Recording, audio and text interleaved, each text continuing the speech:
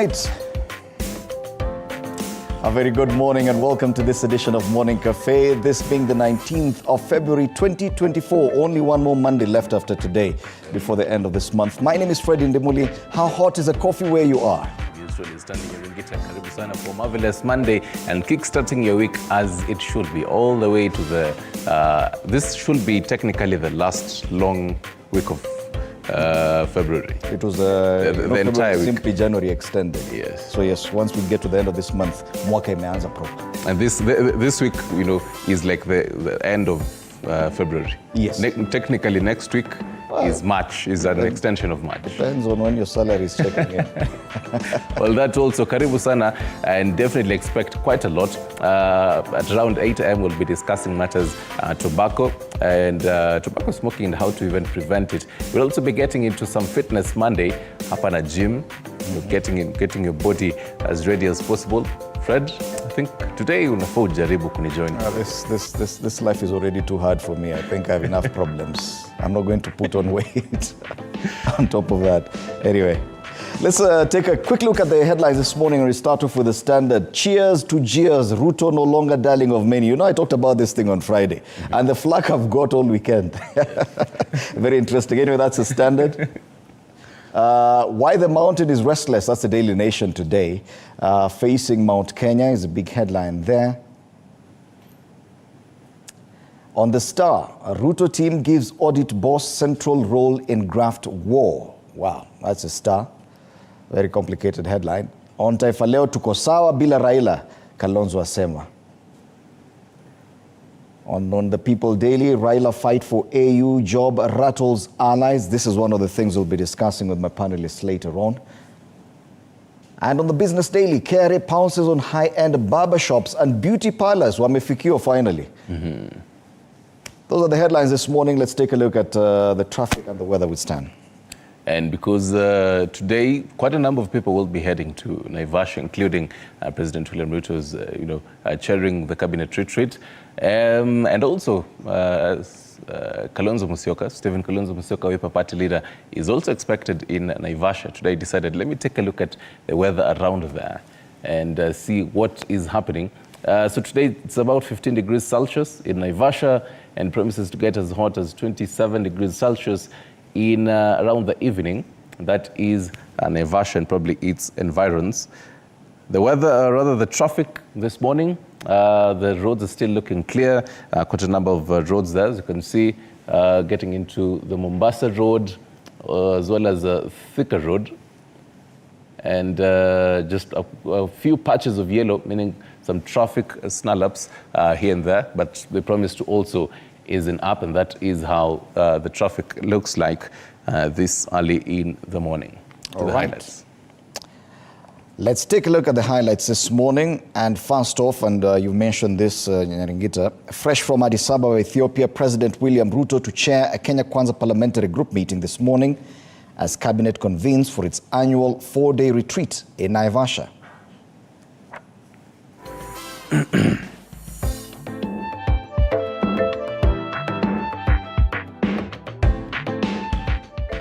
Meanwhile, politicians from across the divide left excited and confused by Raila's move for the AU top job, with some seeing opportunity to advance their political dreams, while others are concerned about their future.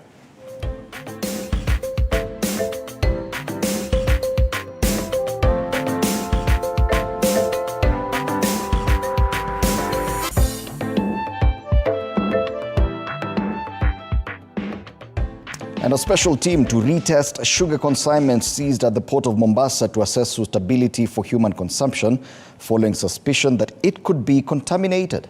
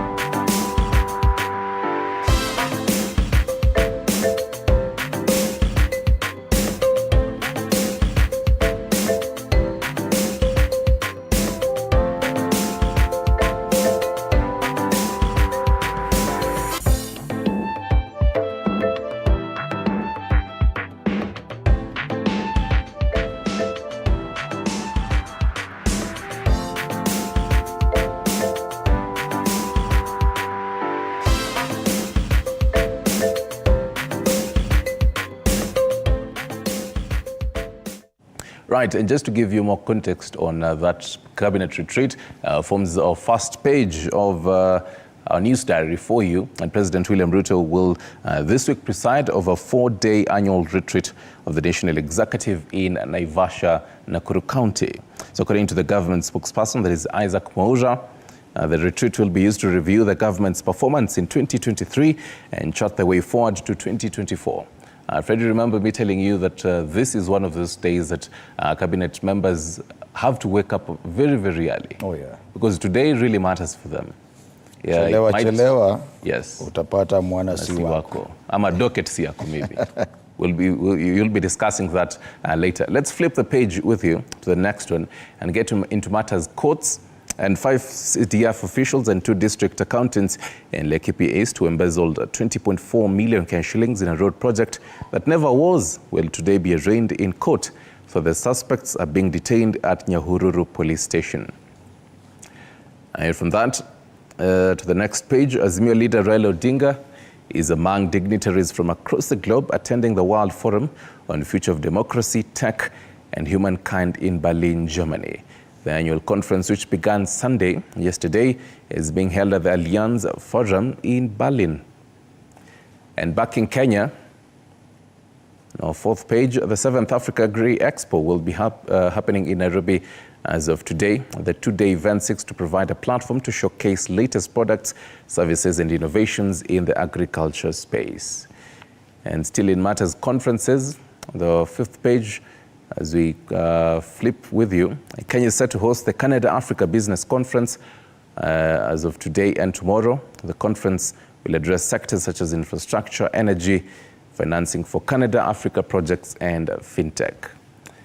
And to our last page, something that will also form our conversation today at around 8 a.m. The National Campaign Against Drug Abuse, that is NACADA, shall as of today campaign for the National Drug Use Prevention Week, which starts today and runs all the way to the 23rd of this month. And this week seeks to campaign for those who do not use drugs and those who are abstaining and also those who are in recovery. And that in a nutshell is our news diary for you. We'll be updating this now the tail end of the show, even into the county diary. Kwenye magazetini sasa. Okay.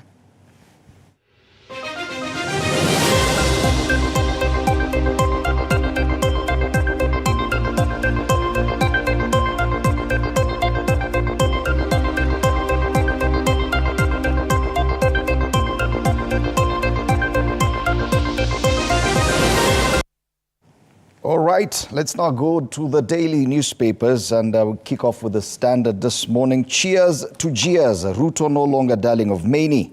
That's the highlight, or rather the big headline on the front page of the Standard. You're saying over the weekend you moto. had to put your phone away.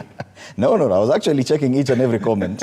Feedback is very important. But then again, I still stand by what I said. Did I stutter? They talk about simmering anger. Increasingly, the president is facing hostile crowds from his support base. It started in Rift Valley, and now Mount Kenya has perfected the art of jeering leaders in his presence. And that's what people are not getting. They're not jeering at the president, they're jeering at leaders in his presence.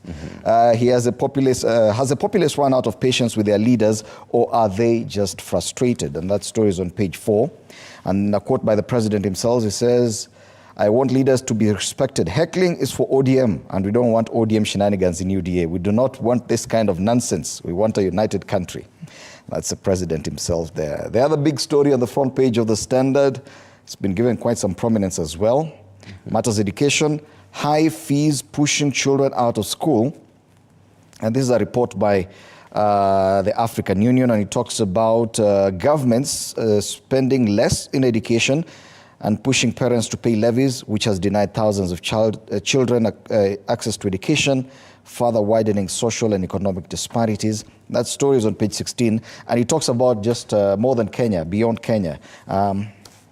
It's about 79% of African Union countries are planning to decrease total government spending as a percentage of GDP between 2023 and 2025, and most governments are actually spending more in servicing debt than on education.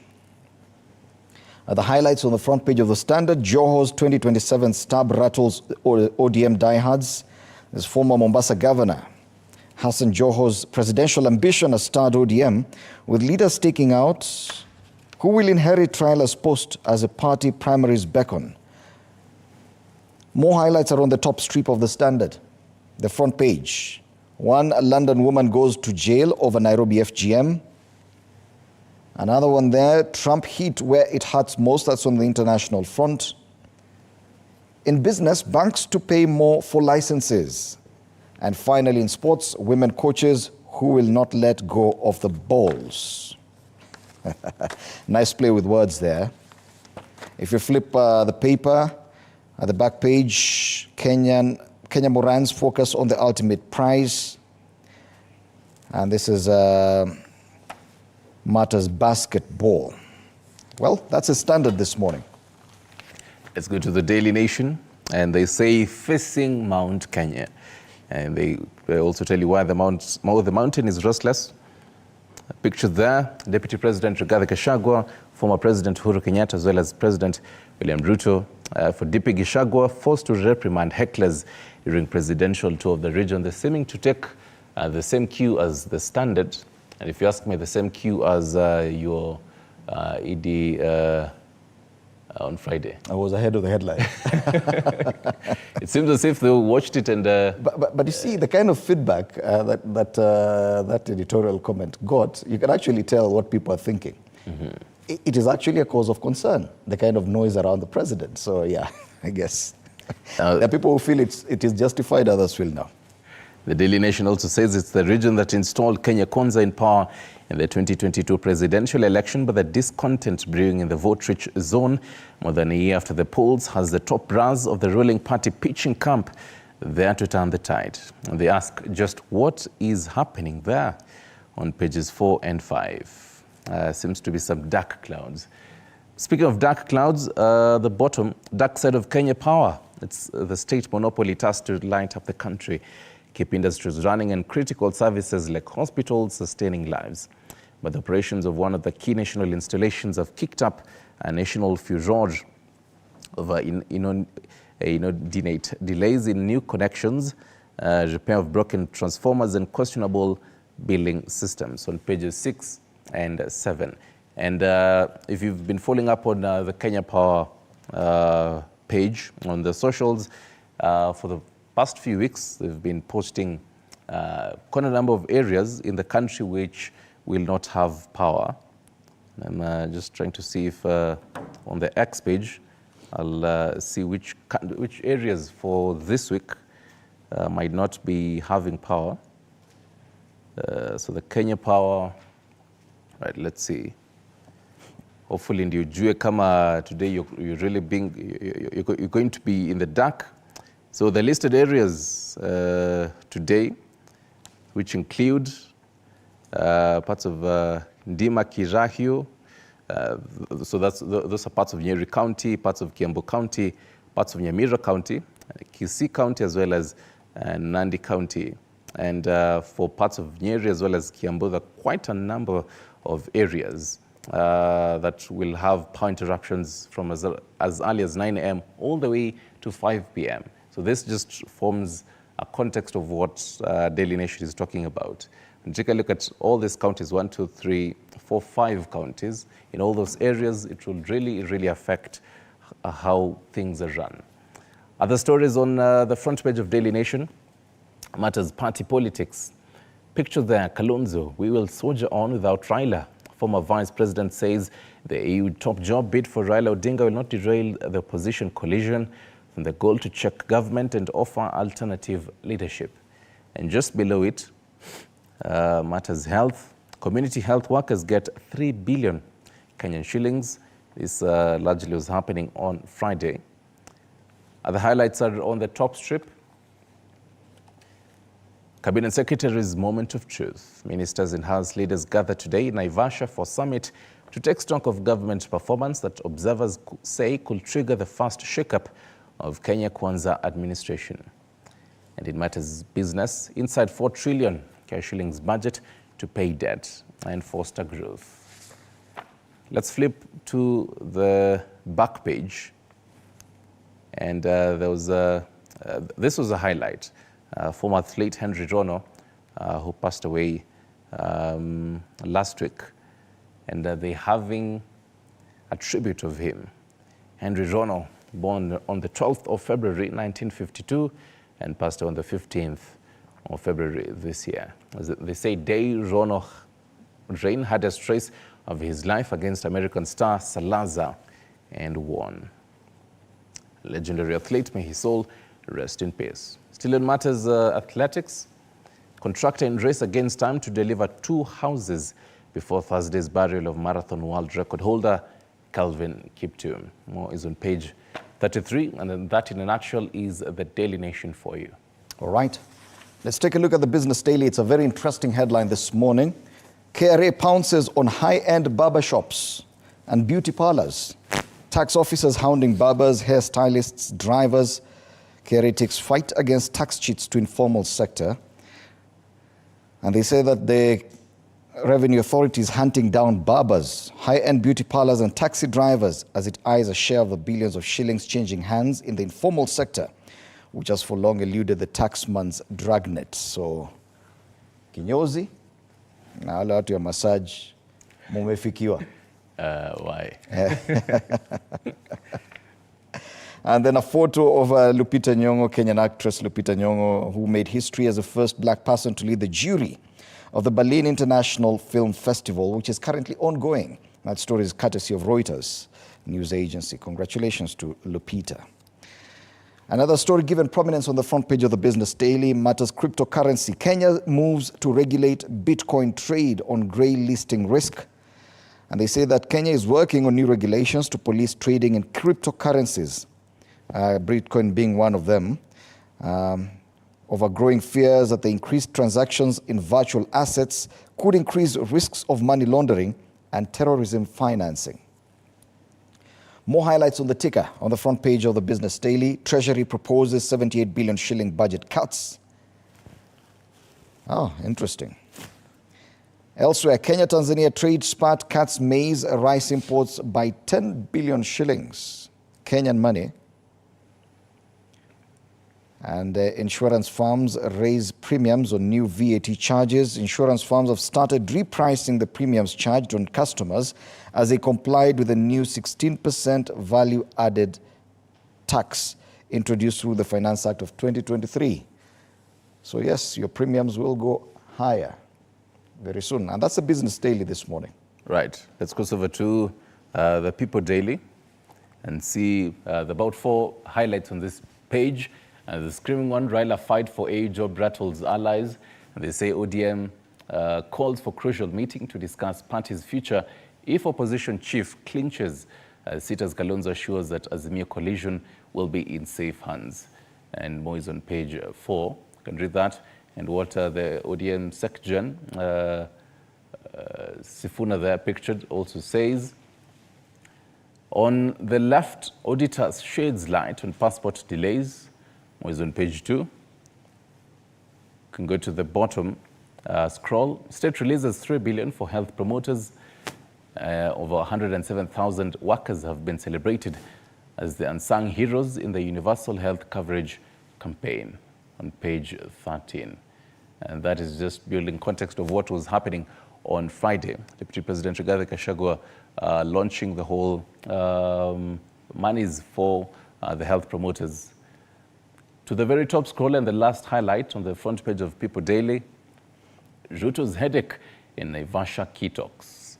And they say after suffering string of self-inflicted setbacks in court on legacy plans and rising despair by core supporters, wounded president retreats to take stock.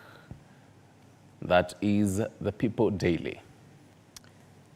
Tuangazie gazeti la Taifa Leo, ukurasa wa mbele, habari kuu pale, tuko sawa bila Raila. Kalonzo asema, Musyoka asema yuko tayari kuendeleza kazi ya Odinga akiteuliwa na AU. Masuala ya urithi pale, kiongozi wa Wiper na wenzake katika Azimio waapa kuzidisha makabiliano dhidi ya serikali iwapo kinara wao atabanwa na majukumu ya Afrika na kujiondoa katika siasa za humu nchini. Habari kamili kwenye ukurasa wa pili wa Taifa Leo. Vidokezo zaidi kwenye ukurasa wa mbele wa Taifa Leo. Jaribio la mtihani wa CBC somo la sayansi. Leo wanafunzi wanajinoa kwa mtihani wa Integrated Science. Kwingineko, wafanyabiashara wadai serikali bilioni 700. Baadhi ya madeni yamekuwa kwa karibu miaka 20 bila kulipwa, huku wasambazaji bidhaa na huduma wakiumia. Habari zaidi, serikali za kaunti pabaya, mgao ukizidi kuchelewa. Na kwingineko, hofu Mlima Kenya kukaa upinzani mwaka wa 2027. Historia ya 1992 na 1997 yatishia kujirudia sababu ya migawanyiko ya uongozi wa kisiasa. Masuala ya spoti yameangaziwa pale juu kwenye ukurasa wa mbele wa Taifa Leo. Na wanasema pale Arsenal na Liverpool ni tabasamu tu. Timu kubwa pale. Gunners na Reds wapumua kileleni wa EPL baada ya Man City Chelsea kutoka sare. Kwa nini walisahau Manchester United lakini? Interestingly, hawajataja timu zingine ndogo ndogo. Wametaja pale Chelsea, Man City, Arsenal na Liverpool, timu kubwa tu pale. Chelsea timu kubwa? Ni timu kubwa iko pale kwenye ukurasa wa mbele wa Taifa Leo. Namaanisha kama timu yako haijapewa kipaumbele kwenye ukurasa wa mbele wa gazeti, basi si timu kubwa. Najua mwelekezi wetu Nick ataanza kutupigia kelele au kunipigia kelele akisikia nikisema Chelsea si timu kubwa. Chelsea timu kubwa? Si timu kubwa hiyo.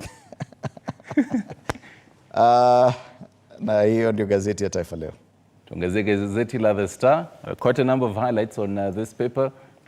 The Bain and Ruto team gives audit both central role in graft war. And more is on page 6. This will say Nancy Gathungu could recommend debarment of unscrupulous entities. At the very bottom, picture there, President William Ruto as well as Tanzania's President Samia Suluhu and Hakainde Hichilema of Zambia, arriving for the statue in honor of Mwalimu Julius Nyerere.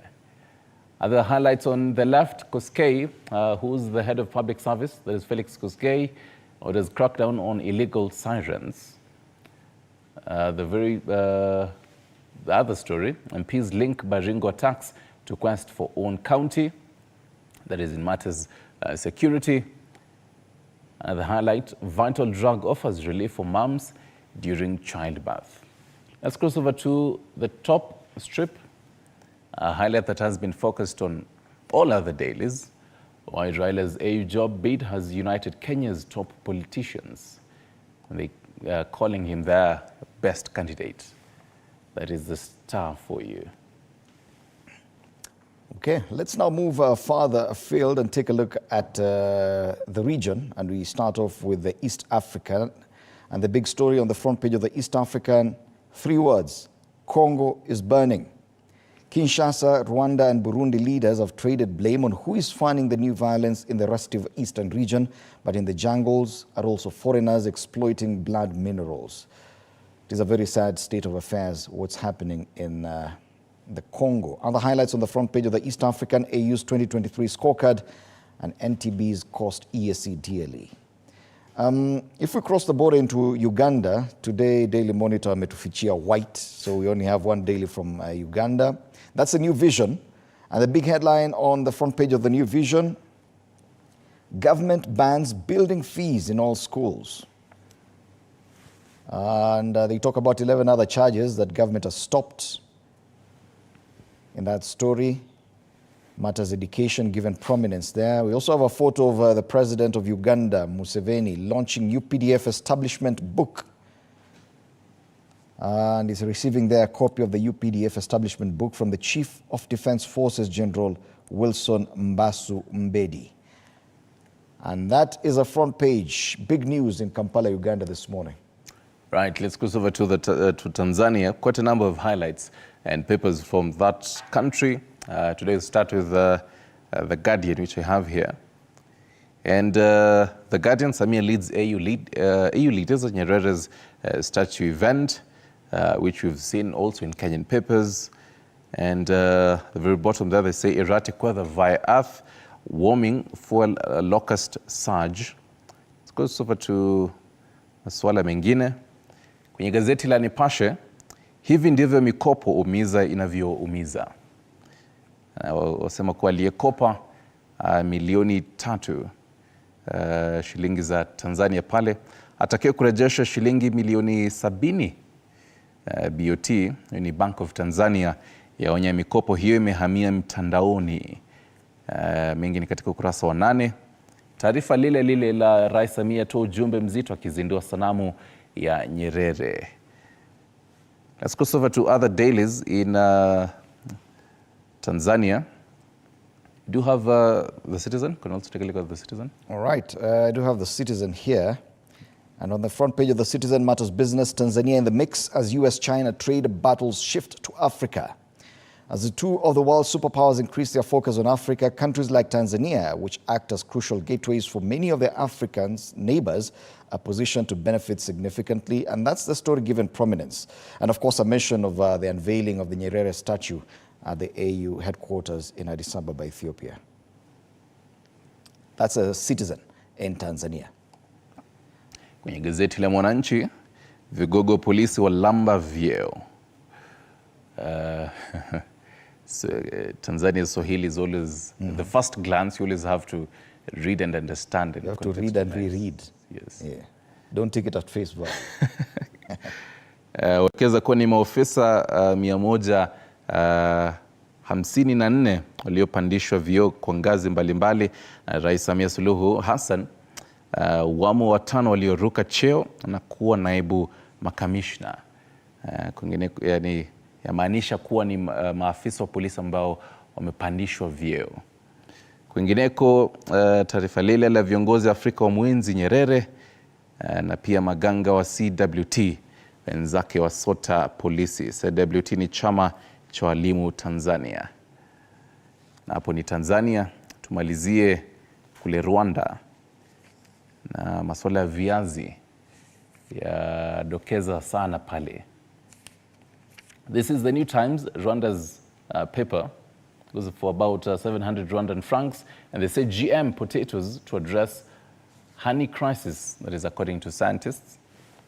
They also say honey production decreased due to pesticides applied in treating the late blight disease. The highlights, 8 districts to face strong winds, Meteorological Agency warns, and what $100 million project means to Rwanda's dairy industry. That is the front page of the New Times. I think next time we should really flip inside and see what, actually no politics in this paper. Yes. Kabisa. No politics on the front page of the Daily in Rwanda. Let's come back home and take a look at the cartoons. And we start off with the Standard on page 12. It's titled Kenya's Opposition Without Rao. A signpost there, 2027 polls this direction, and Azimio walking without a head. And the comment there is that marching on a headless. That's a cartoon on page 12 of the Standard. On the Daily Nation, page 13. I think they're making fun of Kenya's police stations after that very casual police escape from police custody. Yes. By that suspect, murder suspect who is awaiting extradition to the US. Now, it's a police station, basic police station there with so much security features, reinforced fences, a high watchtower, but then someone just walks out. That's a cartoon on the Daily Nation. What is Stano's take on the People Daily? Stano's take also goes with something that comes off for the Standard, goes with the AU top job, kwenda mbele au kwenda nyuma, depending on where you look at it, and 2027 politics, kwenda mbele au kwenda nyuma, depending on where you're looking at it. And the two heads of the same gentleman driving the same vehicle, and they're saying, rather he is saying to his twin, almost there, Baba Tosha. So it's a dilemma of which one should he follow, AU top job or the 2027 politics. Interesting. All right, after the break, we'll be having a State of the Nation discussion. Do stand by for that. This morning, we'll be having Dismas Mokua, political risk analyst, in studio. Also Dr. Wilfred Mutubwa, legal expert, and Odoyo Owidi, political analyst, as we discuss some of these top headlines. And of course, you can be part of this conversation through our online social media pages on X, TV47 News, and on Facebook, TV47 Kenya. And later on, do stand by for that discussion on fitness today. One, spreading awareness on the dangers of tobacco smoking, and Fitness Monday. We'll be having a session with that. Are you ready for the session today? I'm always ready. You're always ready. You're born ready. To gym na kuongeza Be maweight. part of this show. A lot more coming up. You're watching Morning Cafe.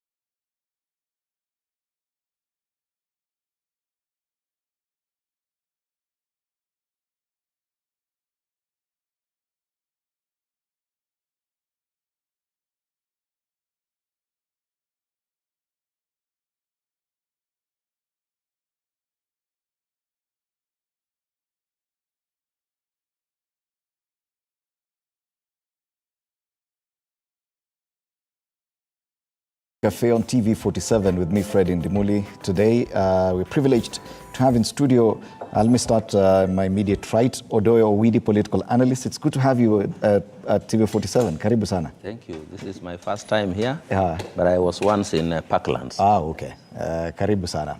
A familiar face on the panel, Dr. Wilfred Mutubu, legal expert. Karibu sana. It's good to have you. Nashukuru sana. Always a pleasure hosting you. Thank you. Dismas Mukua, also a new face on this panel. Just like Mr. Doe, this is my first time here. And I'm glad that the hospitality, the place looks amazing, and the coffee is equally solid. Hot and strong. Yes. I suspect it's from Kisii. Okay. Dismas Mukua is a political risk analyst. I'll be discussing a lot about political risks, given the kind of dynamics we are seeing. A quick look at the headlines today. The Standard, they're talking about cheers to jeers, Ruto no longer darling of many. And on the Daily Nation, why the mountain is restless. And more or less the same kind of discussion. But I want us to start with this issue of Raila's AU job pursuit, because it's also one of the biggest talking points. It formed most of the headlines, especially towards the end of last week and even over the weekend. Today, we're just seeing some of the reactions on the front page of the Standard. Joho's 2027 stab rattles ODM diehards. On the front page of the Daily Nation, Kalonzo, we will soldier on without trailer. And on the People Daily and the Star, let me see, on the People Daily, Raila fight for AU job rattles allies. Similar headline on the front page of Taifa Leo, tuko sawa bila Raila.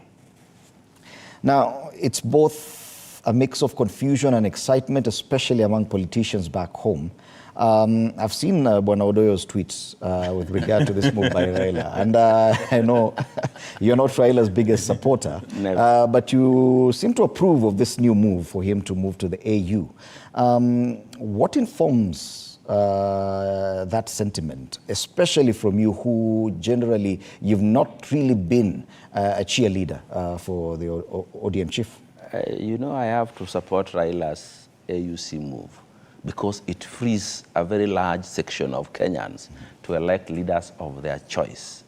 Raila Odinga now needed a job where he relaxes. At his age, he needs to relax somewhere where he sits the whole day. Because Raila was born a politician. He can't sit at Karen and wait for things to happen. He would definitely want to go out and rattle things. And he's never been born a man to think of solutions. He's been born a man to think of what is going wrong where. He will tell you what is wrong here, there, and there, without telling you how to solve those problems. So Raila Odinga going to AU will free a section of Kenya to have free and fair elections going forward. But most of all, considering that the president and most of our people have decided to support that move, who is being to support it? But it's what you've said about that move freeing Kenya and Kenyans. It means that if at all successful, this will change the political landscape completely. And what kind of change do you anticipate? Because now we're seeing people, especially in ODM and Azimio, emerging, angling to succeed Raila. I would not want to say really exactly what Raila has been using to select the people he wants to take elective positions in Luoland. You remember in the last general election, 2022, none of those posts were contested at nomination level. They were all handed over to various people without considering. What that means that we have elected leaders, especially in Luoland, who do not know how to fight for their positions. Once Raila has endorsed them, they are elected. Now with Raila not there to lift their hands, to select them, it is going to be a battle for them. In fact, I foresee a scenario where 90% of them will not get re-elected. Governors included, senators included. So the battle in Luoland for the very first time would be very heavy, considering that Raila will not publicly go and endorse anybody. So it is going to be a political battle like never before. Do you see some people just disappearing into the oblivion, never to return onto the political field, especially leaders from Luo Nyanza? As I sit now, I know 3 who have declared if Raila will not be there, they will not run for any post. Because, for example, go to Migori. There are people there who only get elected because Raila said so. The people don't even know them properly. Take, for example, Junet Mohammed. He's unable even to speak Luo, but somehow he gets selected because Raila endorses him for election. Those people would like to be represented by one of their own. But you see, Raila has captured them in such a way that they think whatever Raila tells them to do is the right thing that will make him president, and if he becomes president, there will be milk and honey all over Luland. Something that has taken people too long to realize is all a hoax. Okay.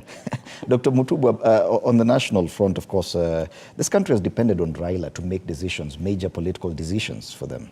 As far back as 2002, with that major shift, transition from the Kanu administration now to proper multi-party democracy, with the first multi-party conglomeration of parties taking over the reins of power.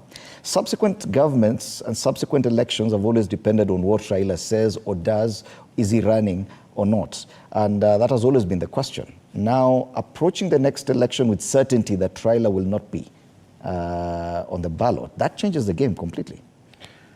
Thank you very much, Fred. And I want to begin by saying that the truth be said, in this country, we are privileged to live at a time to see a politician like Raila Odinga. Those who like him, those who don't like him, as Michael Wamalwa Kijana said, there are those who have phobia, there are those who are fanatical about the man. But truly, this is an icon in our political space. And it will take a long time for this country to see a politician like Raila Odinga.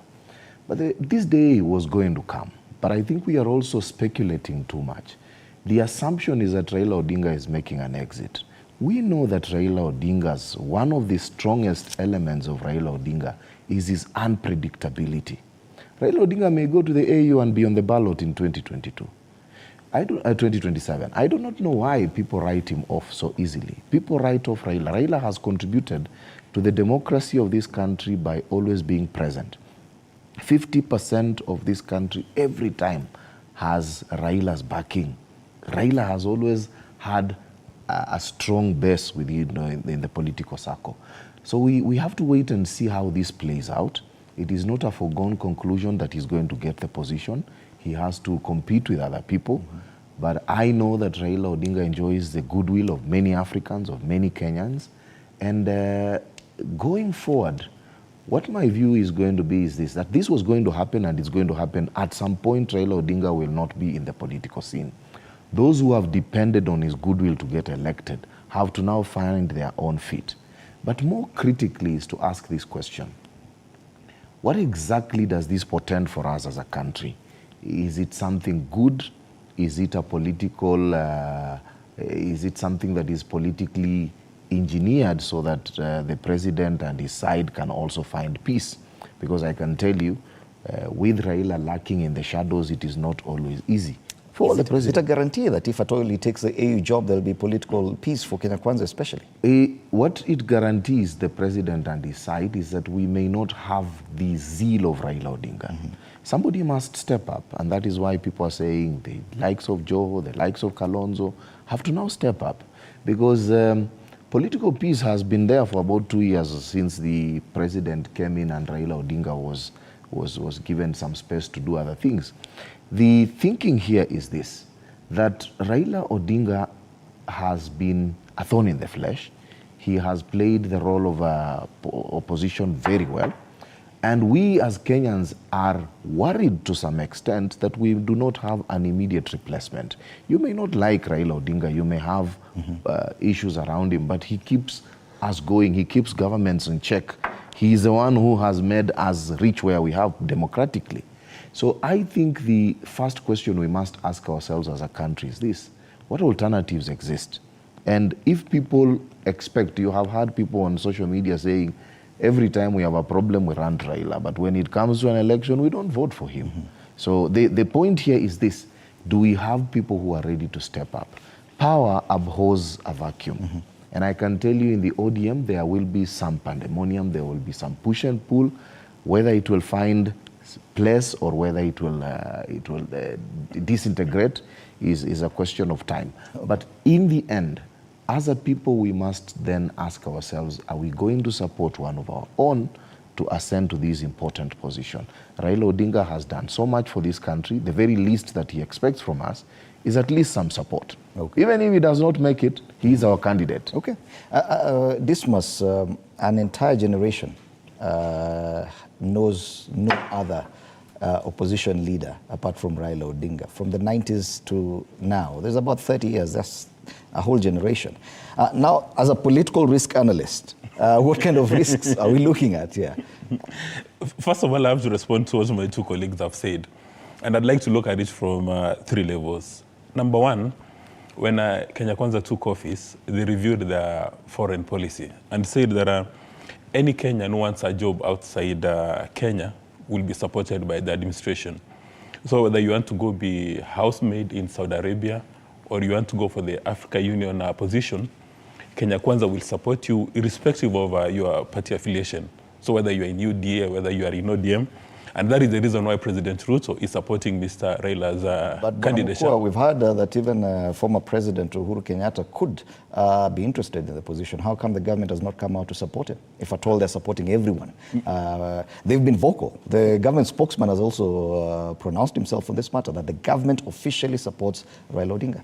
Maybe President Kenyatta has not declared his interest in this position. But the contradiction is, while Kenya Kwanza was saying that we want to create opportunities for Kenyans outside Kenya, one of the first people to say that this is not a good deal was Mr. Raila Odinga.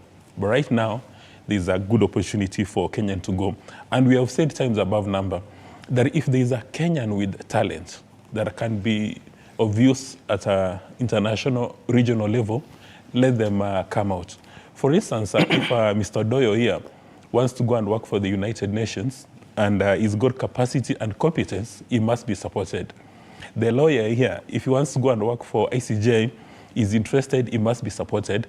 And I think that is the key success of President Ruto's economic diplomacy. Number two, there's going to be a huge vacuum, but as we are told in physics, a vacuum does not exist. So immediately Mr. Raila Odinga gets this position. If he does, then people will come and fill in. But the first effects would be, number one, is that for the first time in many parts of Kenya, we will have free party primaries. It's well known across the world that ODM party primaries are hardly free, fair, nor credible. That what you see happening on the material day is part of a scheme that preferred candidates already know they're going to win these positions. They don't even bother to campaign. Some of them don't even show up during the party primaries, but they are anchored on Mr. Raila Odinga's national campaign.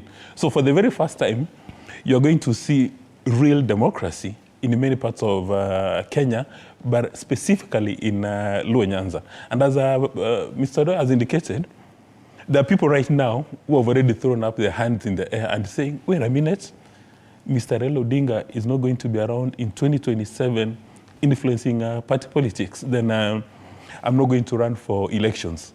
Okay. And I can easily bet my grandmother's cow that about 95% of the current elected leaders in Luo Nyanza are not going to retain their seats. Let me pose a question to you, because yes, we talk so much about Raila and the Nyanza region. But we also know that some regions in this country vote in relation to their feelings or sentiments about Raila Odinga as well. For a case in point, the Mount Kenya region. It is said that a lot of their decision is usually out of fear of Raila Odinga or just voting against Raila Odinga. With Raila Odinga away or out of the matrix, no longer on the equation, don't you think that that could pose a risk for Kenya Kwanza's control of the Mount Kenya region? No, that was going to be my second point. Now, when he leaves the political space, and I disagree with him that his shadow will be all over, because if you go by the best practices, you have this leadership position at AU, you will not come back to Mosocho in an ODM branded shirt, campaigning from the top of a vehicle, telling people this is what I want you to elect. Actually, I think Mr. Raila Odinga will need to be carefully managed, because this is the first election that he'll be watching from the comfort of his living room. He'll be watching political rallies for the first time, having coffee and wondering what is going on. He may even need medical attention because Mr. Raila Odinga has got high energy levels. So imagine for the first time in an election year, for 1 full year, is not addressing any political rally anywhere. Now, having set free many people in parts of Nyanza and parts of Coast, for them to wake up in the morning and exercise their agency, for them to have free, fair party primaries and participate in general elections, then it means all candidates who are going to run for 27, whether it's going to be MCA, whether it's going to be National Assembly, Senate, you must run by presenting ideas. So you have to present ideas to the market. Because this time around, you're not going to say that, you know, like last time when you were telling people in parts of Nyanza that elect X, Y, and Z so that they can support my national campaign. You have to present ideas. And the same will happen in Central Province, that when you're running, you'll not be running on the fear of Mr. Raila Odinga, but you have to present your ideas. So if you don't have ideas in Kenya's political space, you better start packing your bags 4 years in advance and go back to the village. It's the effect that this could have on Kenya Kwanza as a unit that I want your sentiments on. There is a lot of presumption in the suggestions by Dismas. One of the things we cannot assume now is that, number one, Raila Odinga will not be on the ballot, whether he gets this job or not. It's an assumption. This is a job you can take and resign on the eve of the election and be on the ballot. Number two, there is an assumption that, look, the entire politics of the country around Raila Odinga and ethnicity is because of his candidature. And now we are going into principle-based politics. Remember, we have had strong political leaders like Matiba, Jaramogi Odinga, even before Raila Odinga. These constituencies have been inherited. There will be people who will inherit these constituencies. The politics of Kenya are politics of political godfathers, regional kingpins. We are not about to move from that. And the reality is that even within Kenya Kwanza itself, Kenya Kwanza, the formation, came just a few months before the election.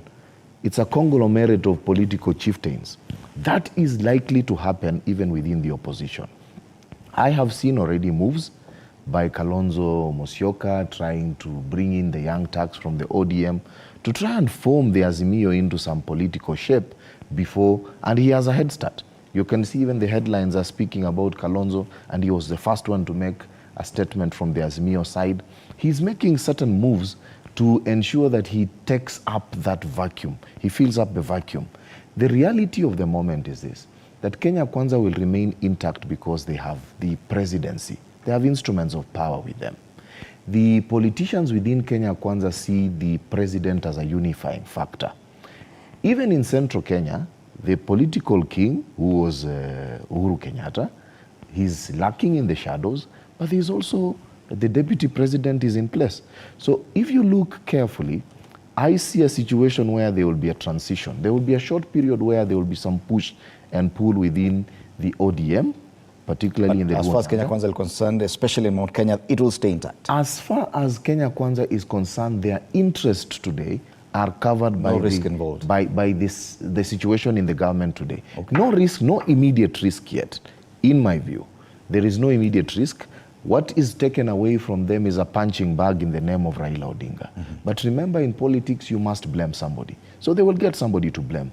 Who knows? They couldn't find that person. Who knows? They just find that person within Kenya Kwanza. They may find the person within Kenya Kwanza. Politics is about finding somebody whom you can blame in an election. Okay. Just before we go on a break, any I think we need to know Raila well. You people seem to have not swum in the same sea with Raila Odinga. First, even if Raila Odinga were to come back, as you say, in 2027 to run, one of the reasons why Raila Odinga controlled the Luo is the belief that he would be president, so we give him the people he wants to go and help him manage the presidency.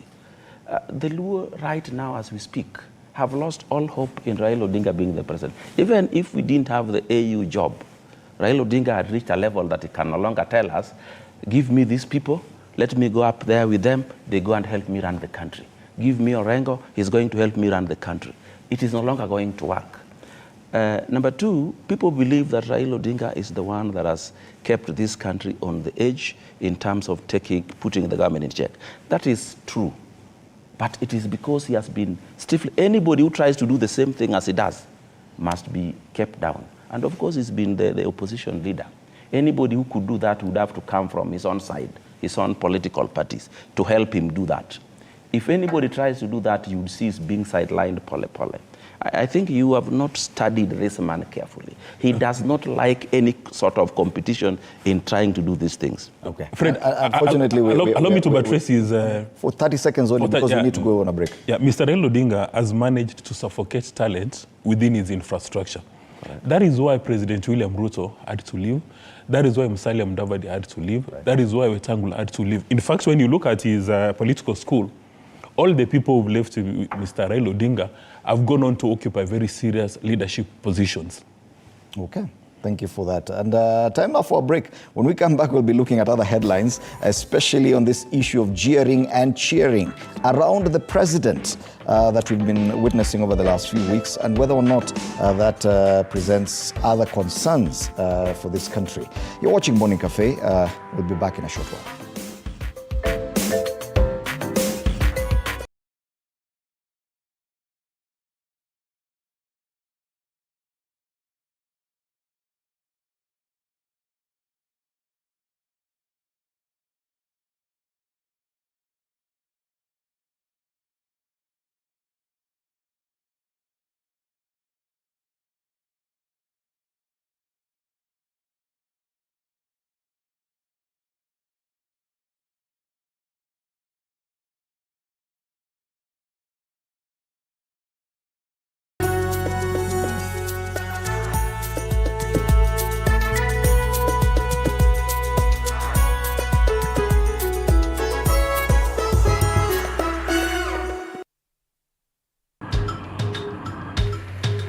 Na safari hii katika Mfahamu Kiongozi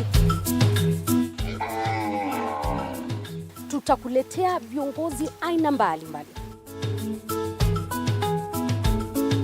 Nikuwe na Nisani kama 10 na pia nikuwe menua minibus. Minibus niko niwa. Kushinda unaangalia simu ya mzee. Soma Biblia ama ingia kwa washroom ujisugue. Mpaka nimetoa hivi. I don't know whether any of my children would want to get into the political field. Sijajua bado. Kila Alhamisi saa 1:30 kuendelea.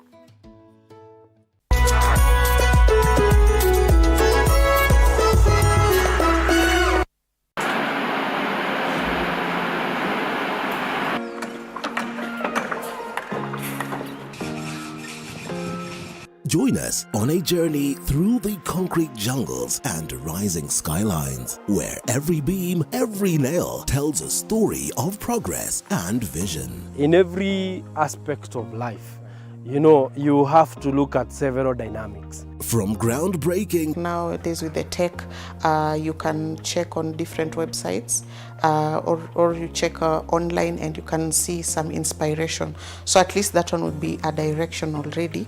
I'll know like what kind of style you're going for. To finishing touches, witness the dedication of the hard-working teams who bring these ambitious dreams to reality. The Realtor, Tuesdays at 6:30 p.m.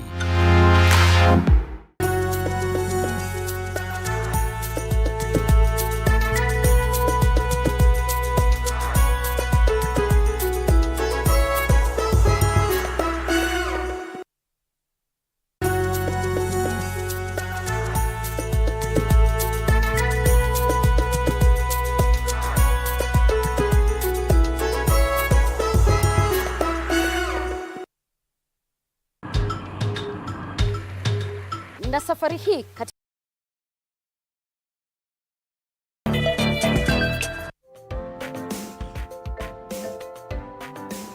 And we're back. You're watching Morning Cafe on TV47 with me, Fred Indimuli.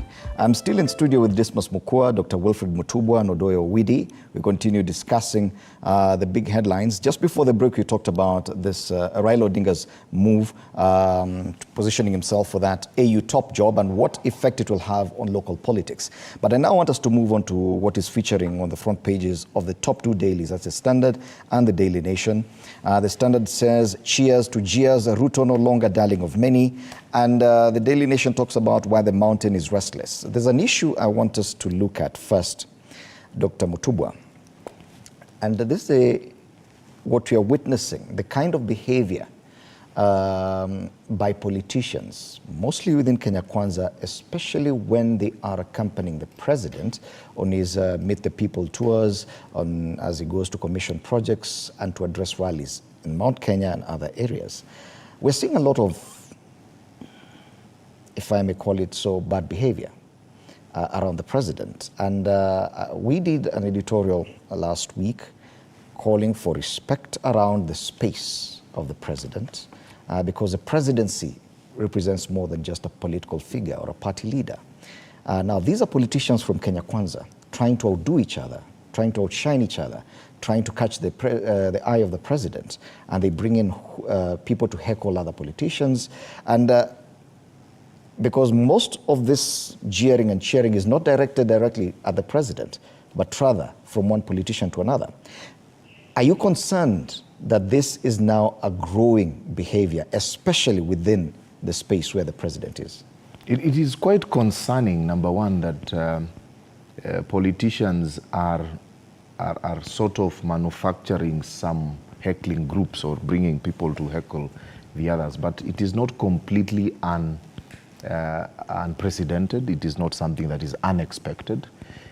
In the areas where the president goes and where Kenya Kwanza is strong, I will tell you this, there are certain people who still believe that they have a shot at being governor, a shot at being senator, and if they are able to show that the current occupant of the office does not serve the interests of the people, remember we are going through very hard times. And let me tell you, opposition politics is easier than being in government. Governors are struggling with the county governments which are really financially struggling, and somebody coming up to just call out the governor looks like he's actually playing to the gallery. The reality is that the president may also have put himself in this situation by failing to manage his troops when he goes to the ground.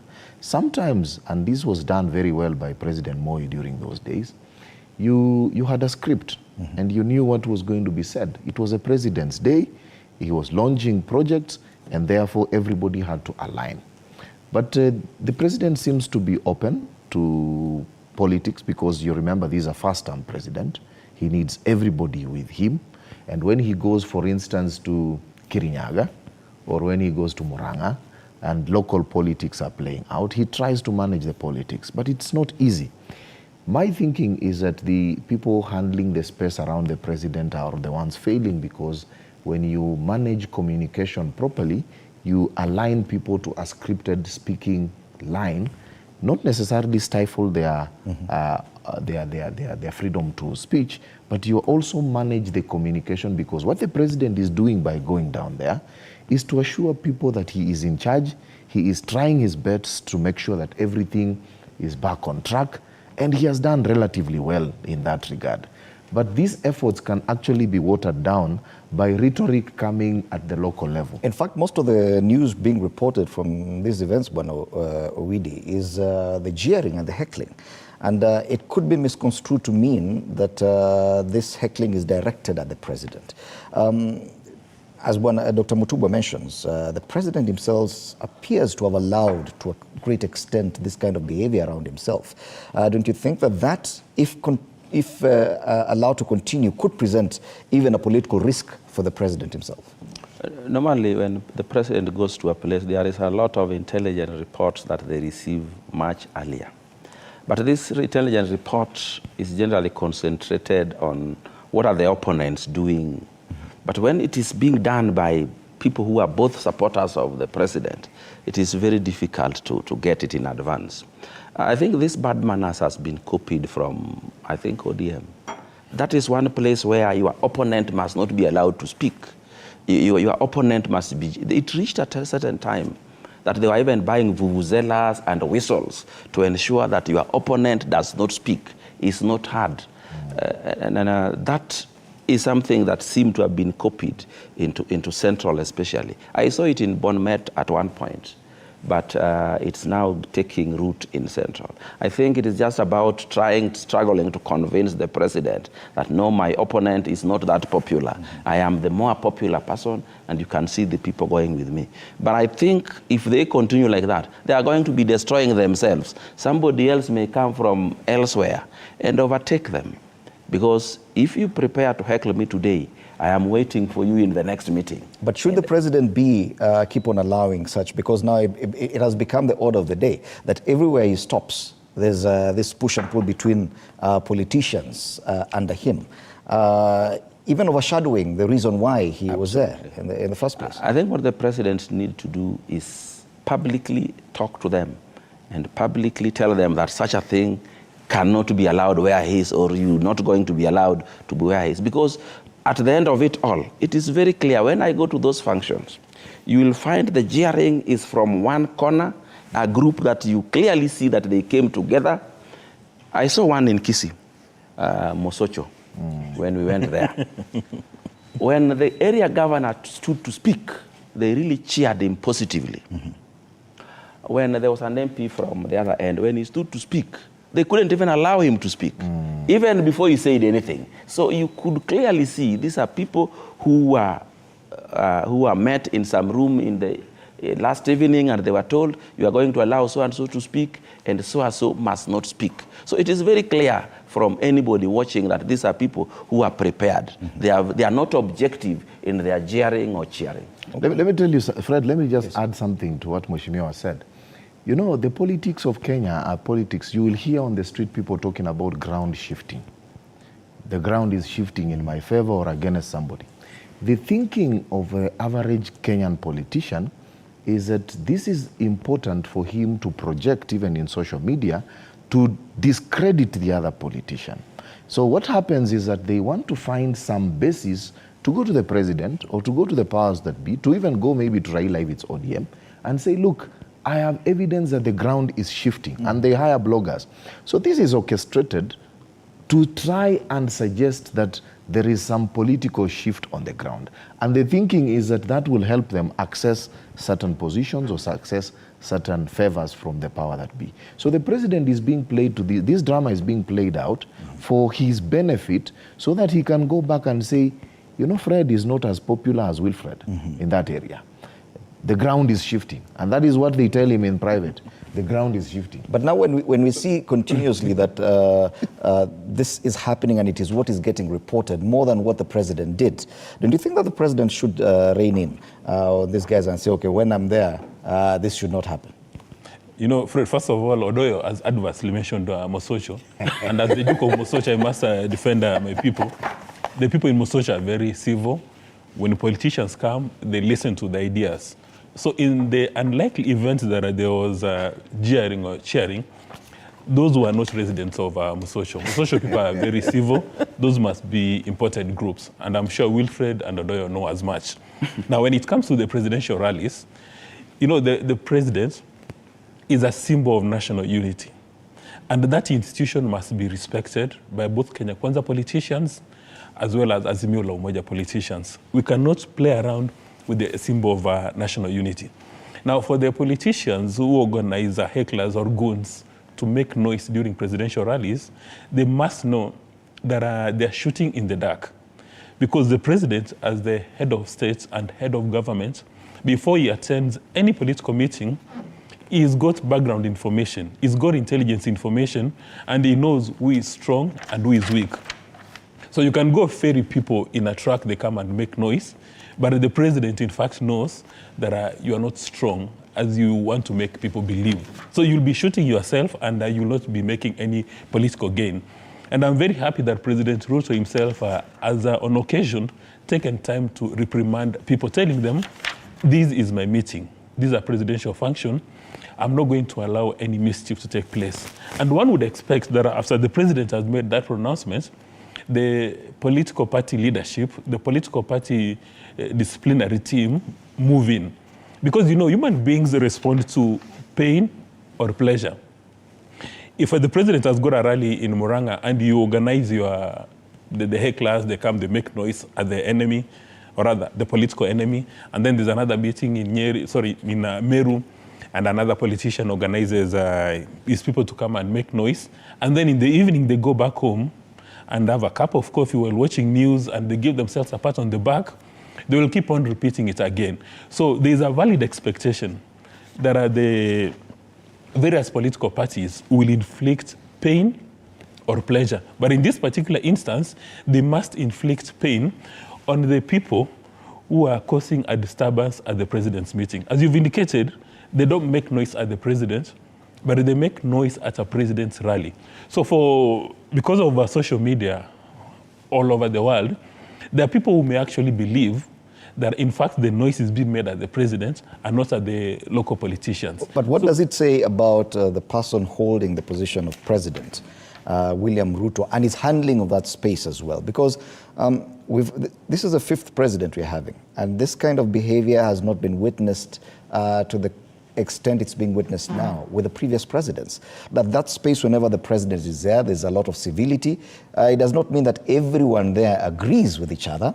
Of course, there's always political division. But how come with William Ruto, politicians are feeling comfortable to do this? Is it because of their proximity to the president? Let me just buttress that point.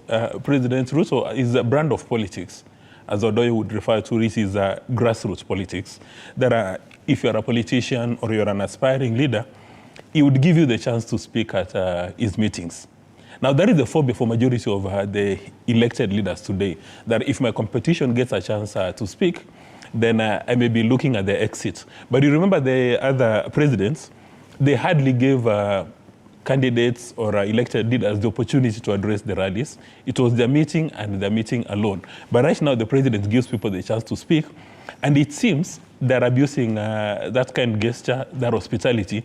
And in my view, the UDA is worst affected. The UDA party disciplinary infrastructure must inflict pain, heavy pain, on the people who organize the young boys and the young men to come and make noise at a president's rally, because it's very easy for people to manipulate those clips on social media, both local and international, so that people start doing a lot of propaganda and people believe that, wait a minute, President Ruto is not having a good time in Kenya. But the president himself could take a lot of this blame, that he's the one encouraging indiscipline and early campaigns, even when he's simply launching a development project.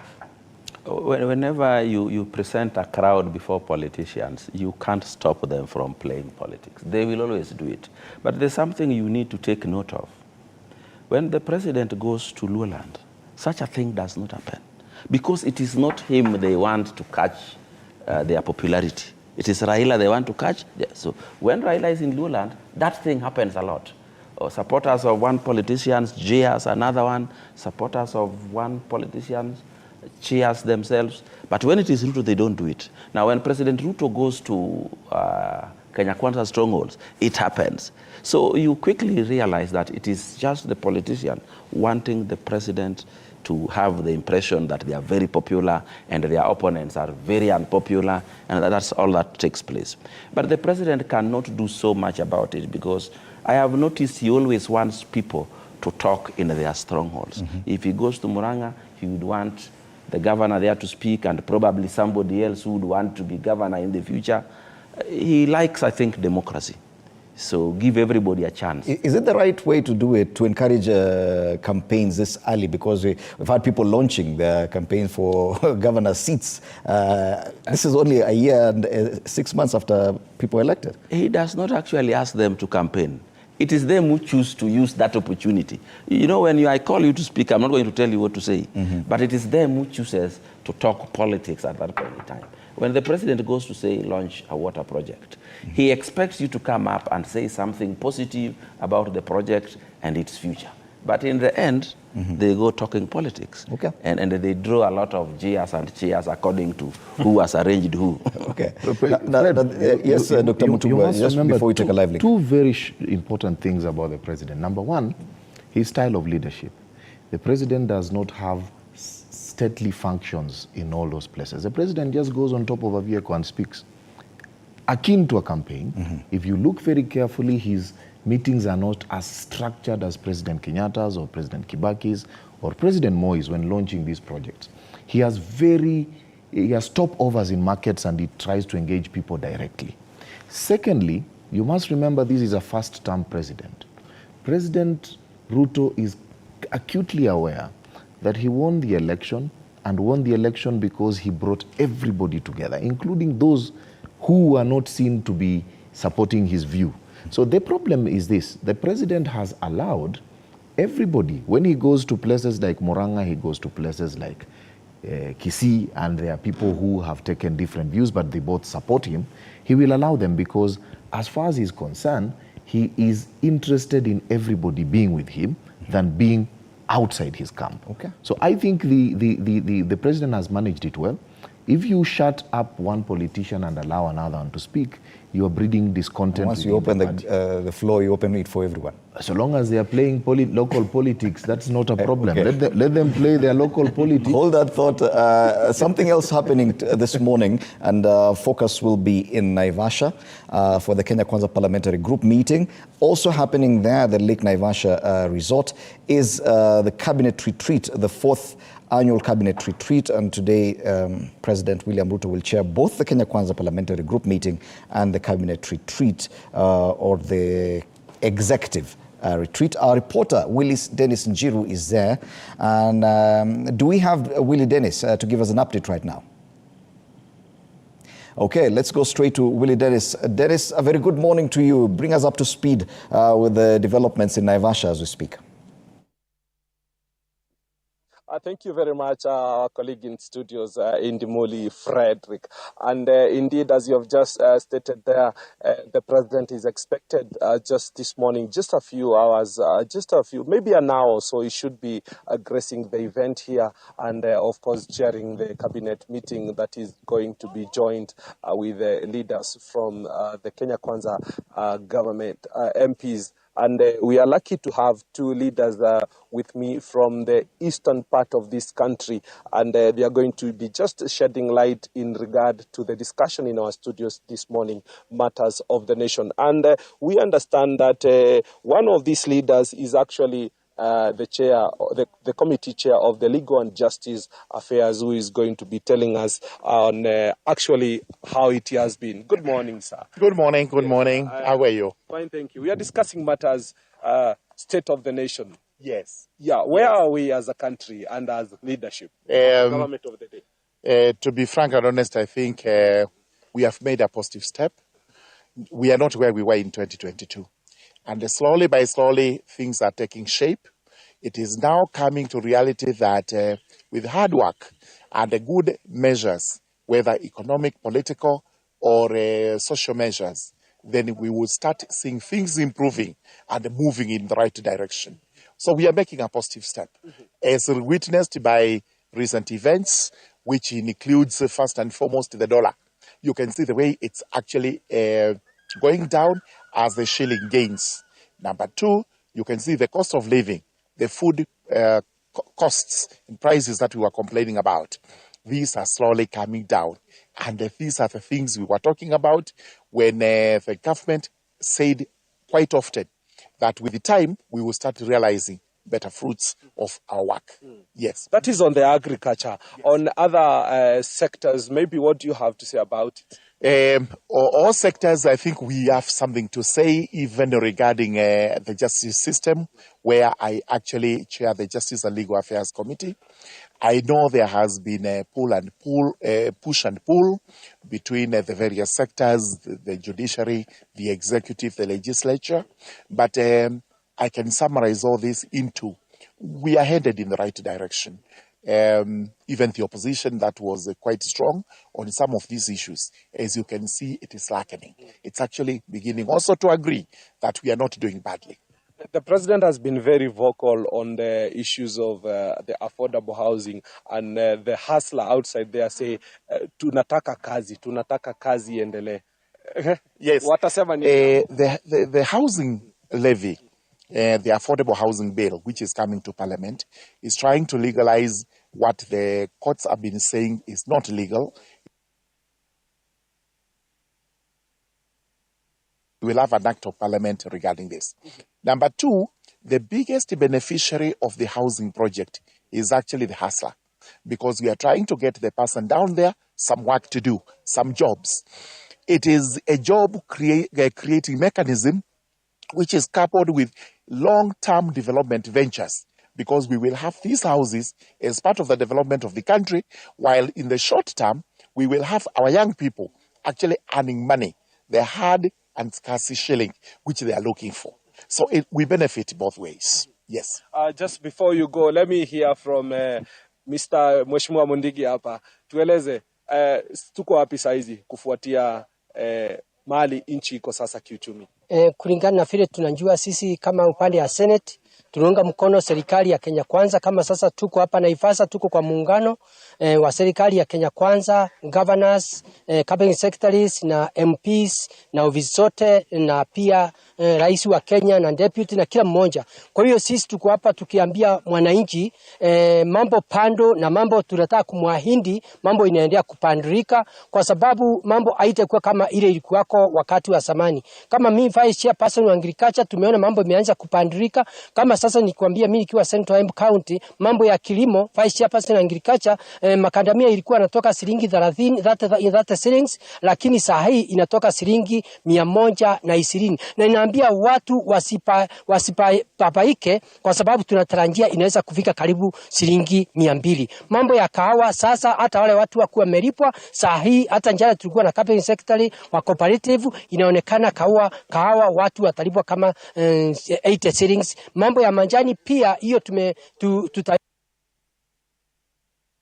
inaendelea kuwa vizuri. Kwa hivyo naambia wale watu katika Kenya, watu wengi warundi mambo masambani. Sasa ile kitu tunauliza serikali ni mambo avuta watu kufanya kazi ya kilimo, ni vile watatafuta soko huko nje tuweze kuuza mazao yetu na pia tuwe na pesa mkononi. Hiyo ingine najua atagusia ni mambo ya fertilizer. Unajua vile alifanya, alisaidia kutoka 6,500 to 2,500. Mambo ya masinani, mambo ya afya pia hiyo najua atagusia, kwa sababu every villages iko na health promoters ambayo wakati ule ni pesa mkononi, watu wako wanalipwa, lakini sasa wanaendelea kulipwa. Ingine atagusia ni mambo ya elimu. Mambo ya elimu ameajiri walimu 56,000 teachers ambaye anataka kupandisha mambo ya elimu ndio nchi yetu iendelee kukaa vizuri. Kwa hivyo na pia anatuahidi, najua atatuahidi anaendelea kuajiri wengine. Pia mambo ya pesa ili ambaye watoto wapatiwe, shule ipatiwe, pia najua yeye atagusia, amepeana na endelea kupeana. Kwa hivyo department nyingi anagusia mambo ya kilimo, mambo ya education, mambo ya afya na mambo ya trade. Na nasema miezi ambayo inakuja itakuwa pesa mkononi. Pia yes, niulize swali. Kabla tujamalizia, ukuaji wa nchi hii, taifa la Kenya, inazingatiwa uti wa mgongo wa taifa hili ni kilimo. Katika eneo la Meru, Embu, tukiteremka, wakati wa nyuma kahawa, ukulima huo ulinawiri sana, na tumeshuhudia kwamba over time tumekuta kwamba ile miti stems zimekuwa zikikatwa, wale ambao wanazalisha miche ambayo iko na kahawa ile smart, unakuta kwamba kidogo imefifia. Na sisi ambao walikuja nyuma hatujaonyeshwa kwamba njia ile ya kahawa ni nzuri, ijapo wazazi wetu waliweza kusoma kupitia kahawa. It will take time, definitely. And how do you wish to ensure that this comes into place? That is a question for both of you from the two regions. Vile naweza kuahidi watu wa Kenya, ule mtu analima kahawa, tafadhali usikate kahawa yako, na pia ule mtu analima manjani asikate manjani atiafikie kupanda chakula na pia vitu zile zingine. Unajua upande wa Mount Kenya East hata inakuja ambayo inaitwa mera, tunataka mbilo ipandishwe, sio kitu mbaya, iwe ni value addition.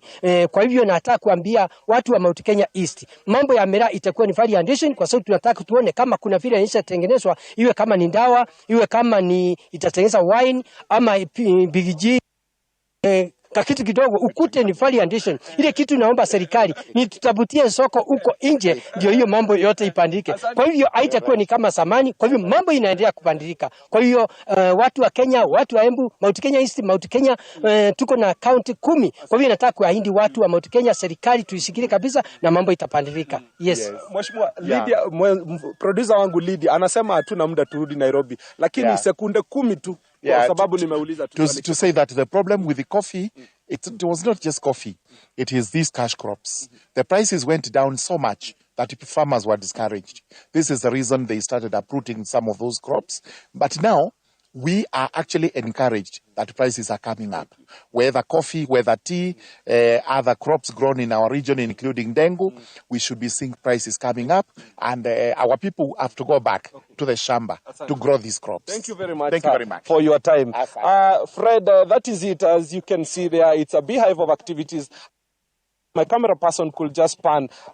Here is where actually everything is happening for the next 4 days. And you've heard it there, that when we have value addition and we have better prices for the agriculture products, we are going to see enhancement of this sector, and it is going to actually scale up the economy of this country. What the president has in store for the country, no one knows. Only time is going to reveal this.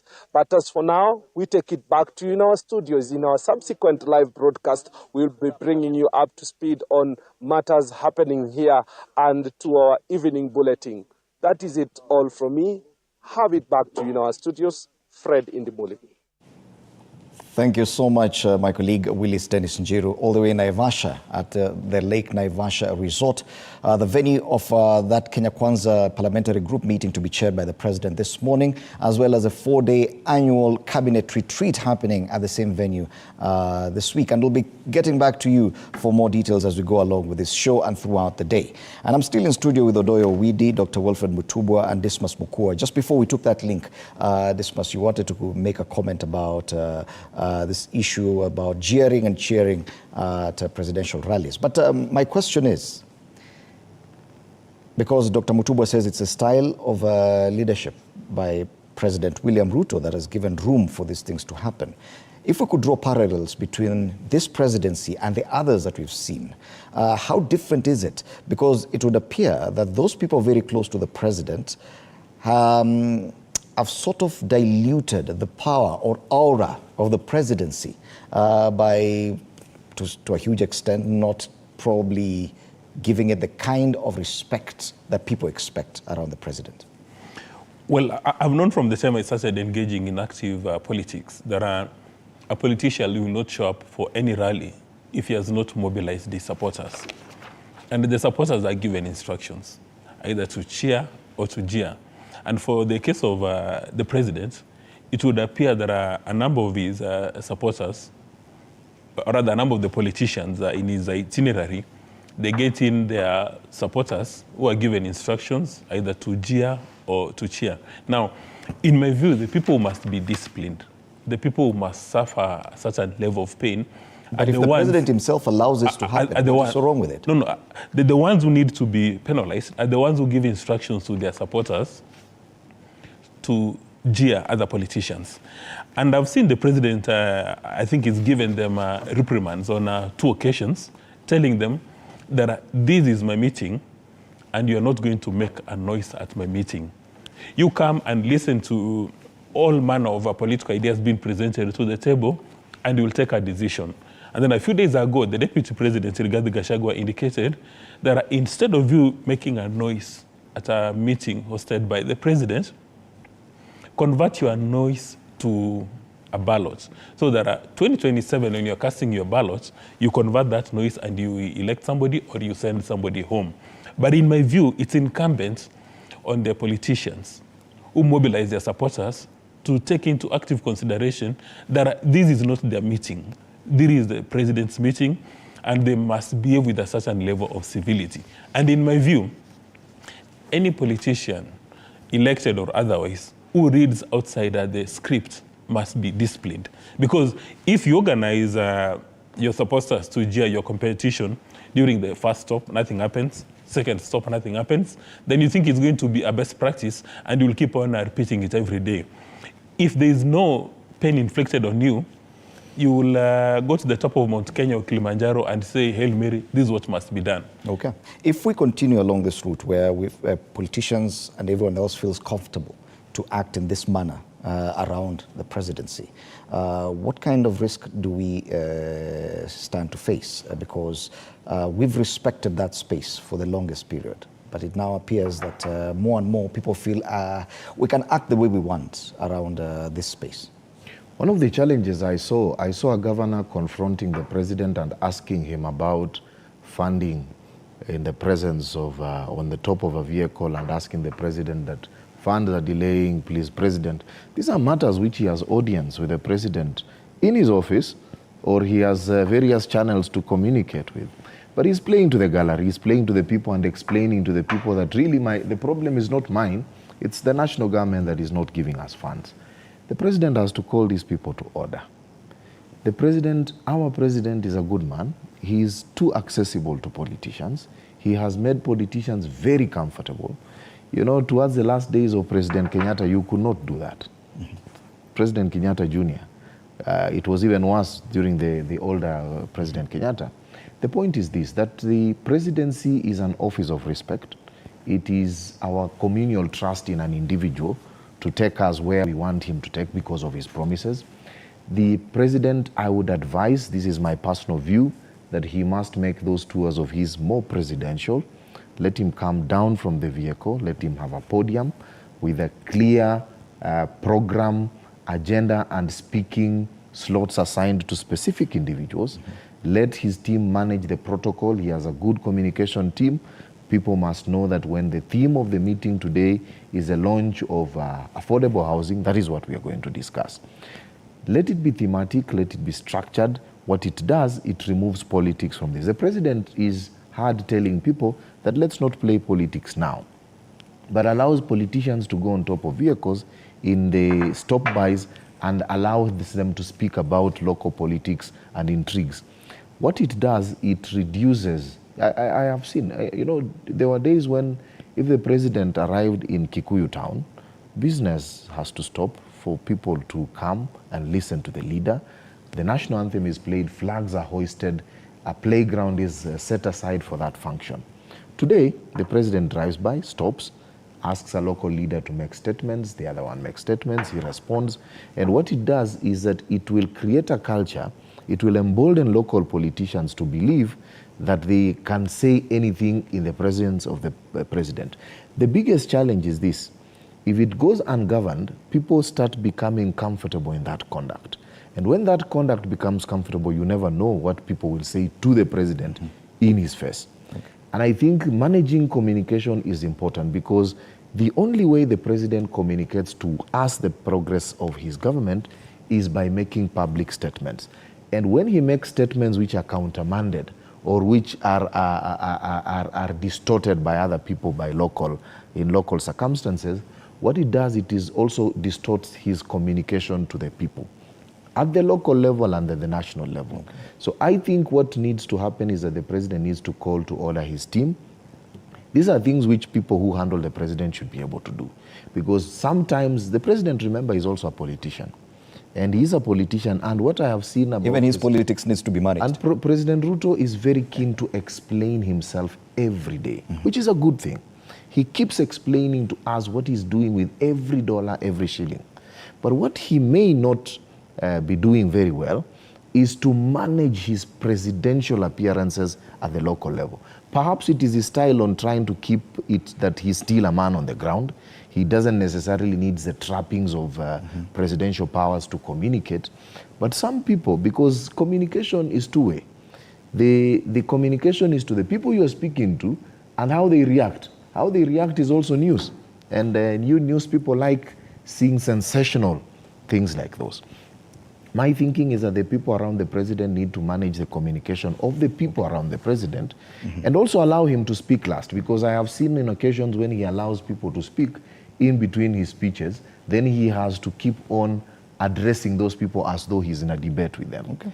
And finally to say that when the president has occasion to address matters political, he must have the last word.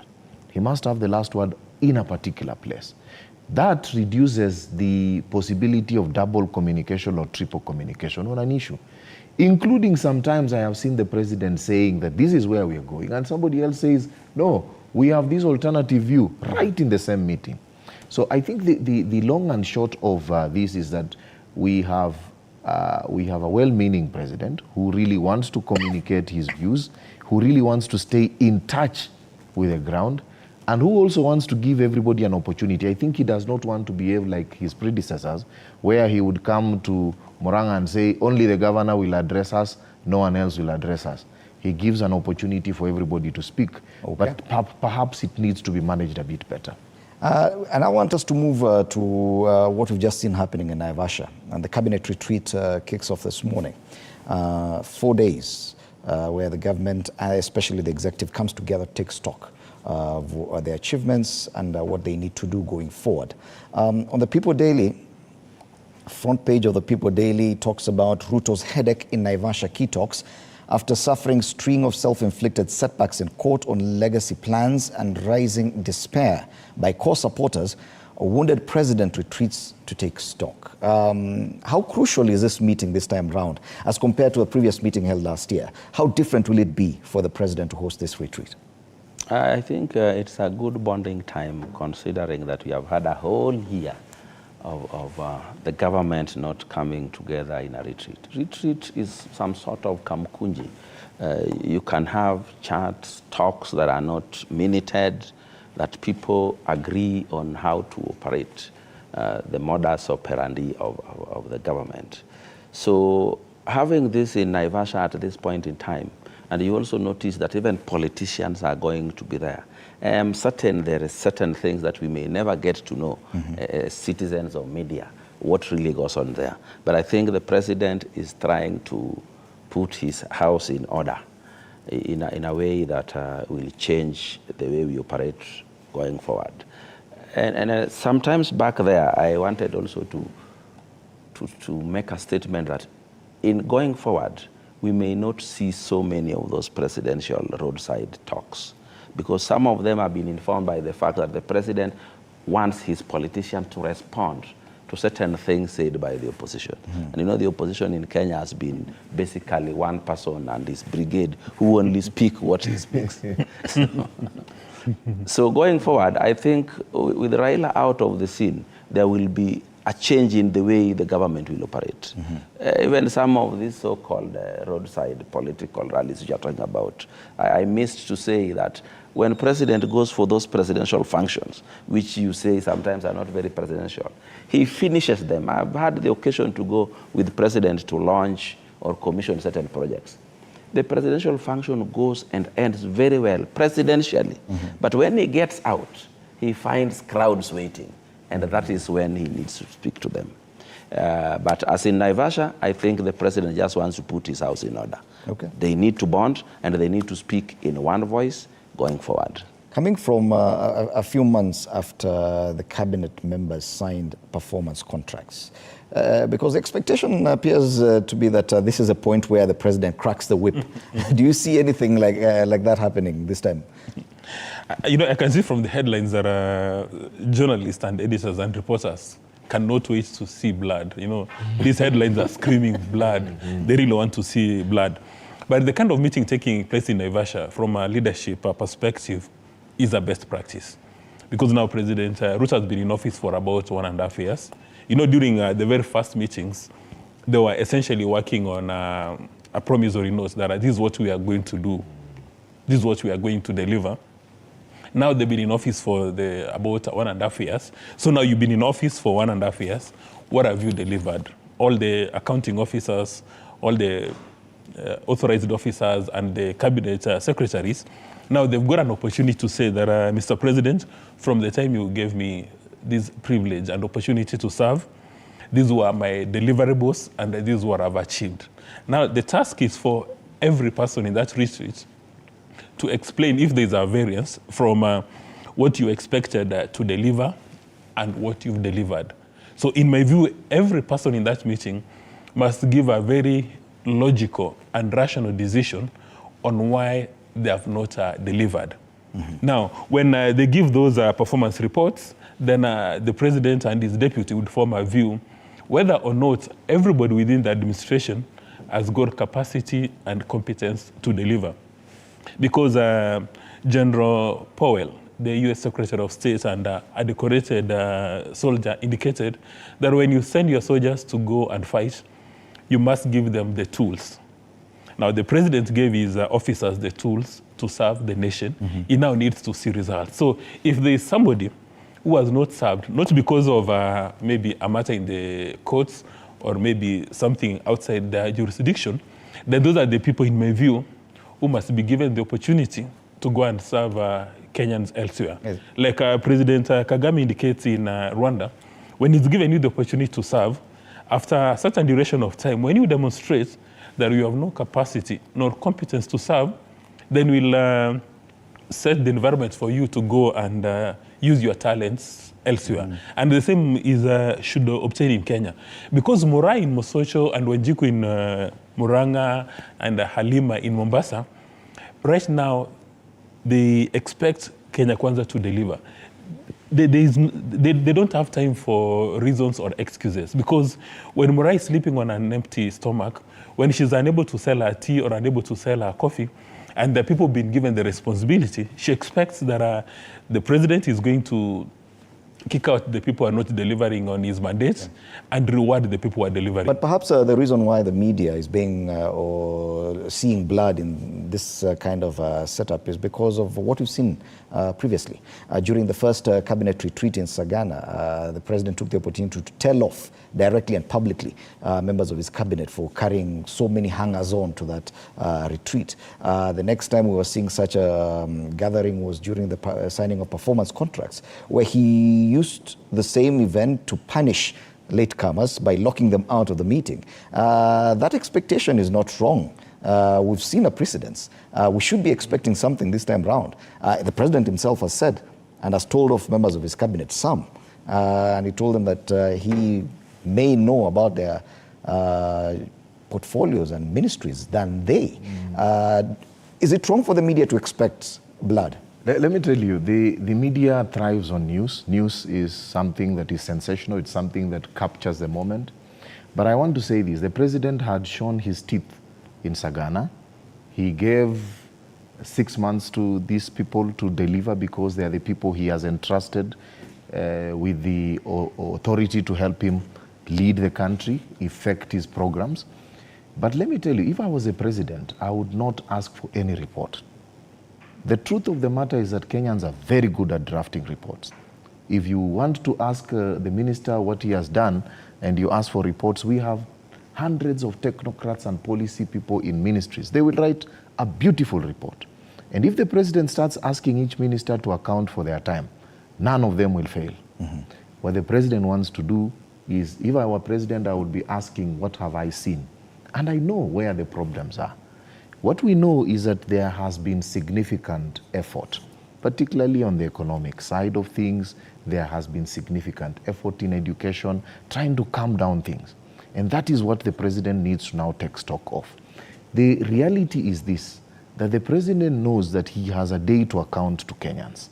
And he knows that these people he has put are not elected, are people he has handpicked. And they depend on his performance to eventually then go back to the ballot in 2027. So he is agitated correctly because he knows that some of the people are sleeping on the job and he will be called to account himself.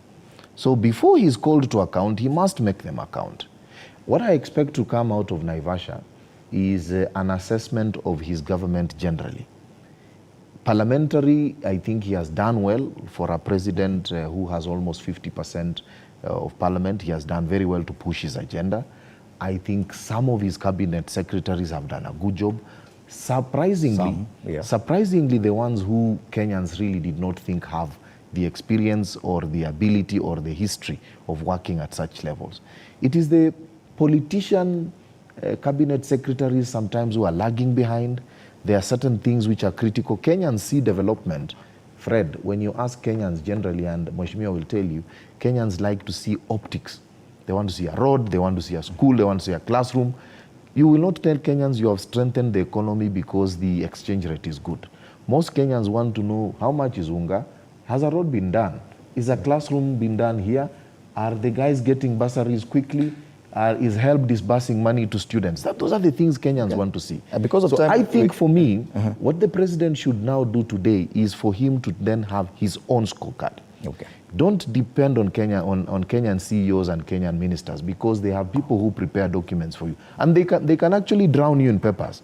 If you are a chairman of an institution, you find people have sent you a very huge file. Before you come with the story you wanted to actually interrogate, they have drowned you in papers and you have finished the whole day. As we finish, Bwana Widi, yes. Because even Dr. Mutubwa mentions that some of these cabinet ministers have not performed as expected. We've seen these surveys rating the performance of different cabinet secretaries. Do you think it is time the president actually cracks the whip and releases some of his cabinet members from that position? The president needs to have his own way of evaluating his cabinet secretary, because a ministry is a whole system of very many people. You may find that you have a cabinet secretary who may not be up to the task, but the people around him or her can make him perform very well. So it depends on how you manage the ministry. You can manage the ministry very well when you don't even have technical know-how. So it is upon the president to find his ways of evaluating his own CSS to see who can continue serving or who can be led to do other things. But I want to believe that the president means well. He's probably doing that now, because there are so many things he may have done, he may have to do at cabinet level that we don't need to know here as ordinary citizens. Okay. Fred, an important point that yes, a very final comment. Wilfred put around is the strengthening of the Kenyan shilling. While Mura may not touch the strengthening of the Kenyan shilling, but she'll feel the impact of the strength of the Kenyan shilling. So, in my view, that is economic diplomacy at work, and that is not something that we should wish away. In fact, every single day we should be, I wanted to say prayer, but we should really get strategies to ensure that our shilling becomes very strong by the day. Okay. Thank you very much, Dismas Mukua, political risk analyst, Dr. Wilfred Mutubwa, legal expert, and Odoyo Widi, political analyst, our panelists this morning, as we look at the state of the nation and the big headlines that are on our dailies today. Thank you for having time to come to TV47 as well. And straight to our editorial comment this morning on the promise to Dedan Kimathi's family, and we say the government must honor its promise. Now, this past weekend marked 67 years since the execution of freedom fighter Dedan Kimathi by the colonial government and his subsequent burial in an unmarked grave.